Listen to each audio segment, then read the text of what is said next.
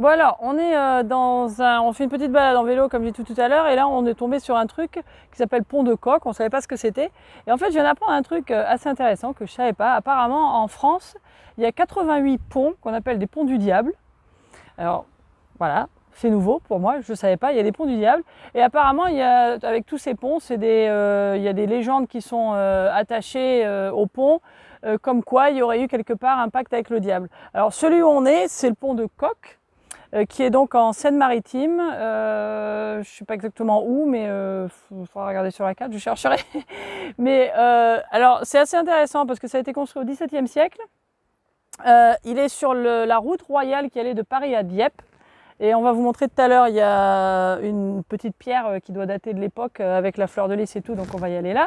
Le pont, il est juste derrière moi. Et donc, pour la petite histoire, la légende, c'était quelqu'un qui voulait construire un pont, il n'avait pas les moyens de le faire. Boum, le diable est apparu et lui a dit « Je te fais un pont une nuit, mais la première personne qui passera, ce sera pour moi. » Alors le mec il a dit « Ouais, super, on va faire le pont. » Après, pendant la nuit, pendant que le pont se construisait, il a eu un petit peu de regret en se disant « Zut, quand même, c'est pas sympa ce que j'ai fait. » Et puis, au lever du jour, il a entendu son coq et il s'est dit « Ah, idée !» Il a pris le coq, il l'a jeté sur le pont au lever du jour quand le pont était fini. Et du coup, c'était le coq qui est passé en premier et qui est devenu le cadeau au diable pour le pacte.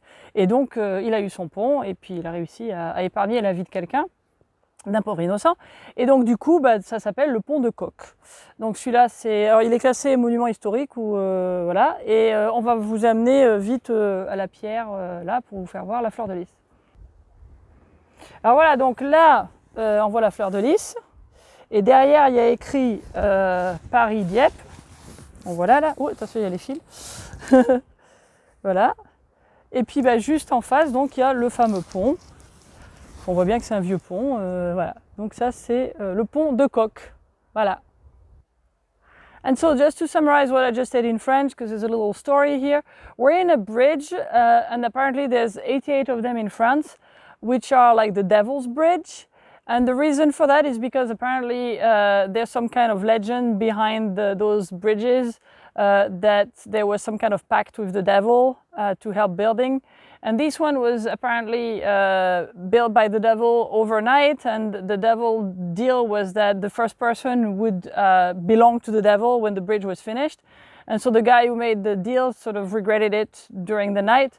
And when he woke up, he heard his rooster, and he thought, good idea. And then he threw the rooster on the bridge so that the devil got a rooster. So this bridge is called the Rooster Bridge.